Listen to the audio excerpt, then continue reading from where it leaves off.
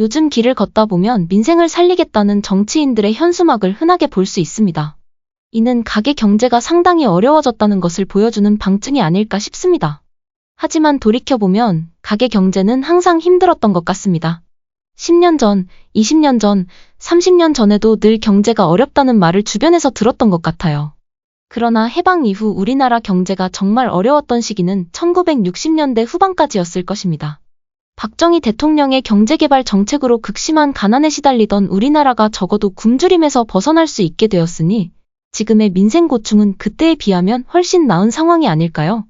과거 박정희 대통령의 연설에는 당시 경제 발전을 위한 정책 방향과 국민들에 대한 당부가 잘 드러나 있습니다.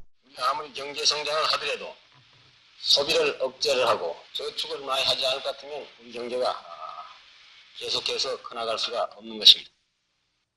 작년에 우리 국민 소비율이 여러분들 지상에서도 보셨을 줄 압니다만 약 87%, 그러니까 작년에 우리 총 GNP에 대해서 87%를 우리가 소비를 해버렸다. 그럼 저축은 얼마를 했느냐? 불과 한 13% 정도밖에 하지 못했다. 가령 100원을 버렸다면 87원은 다 써버리고 겨우 13원밖에 저축을 하지 않았다. 이것은 우리 이웃에 있는 일본이라든지 자유중국이라든지 다른 나라에 비하면 이 저축률이 아직도 우리는 대단히 낮은 그런 수준에 있는 것입니다. 반대로 말하면 우리나라의 우리 국민들의 소비율은 대단히 높다 이런 얘기입니다.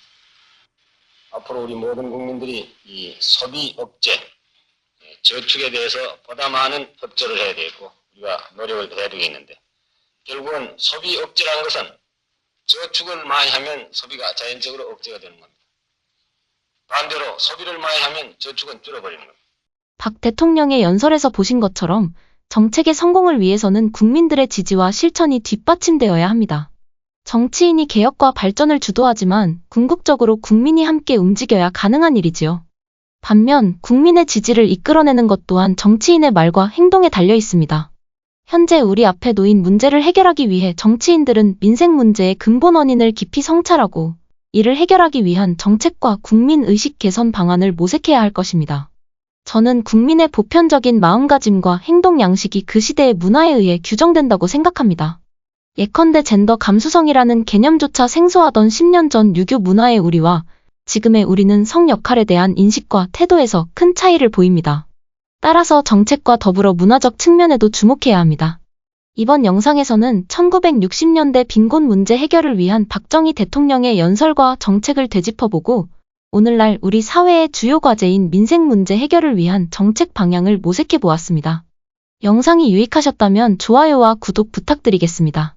다음 영상에서는 민생 문제에 대한 문화적 접근법을 살펴보도록 하겠습니다. 시청해주셔서 감사합니다.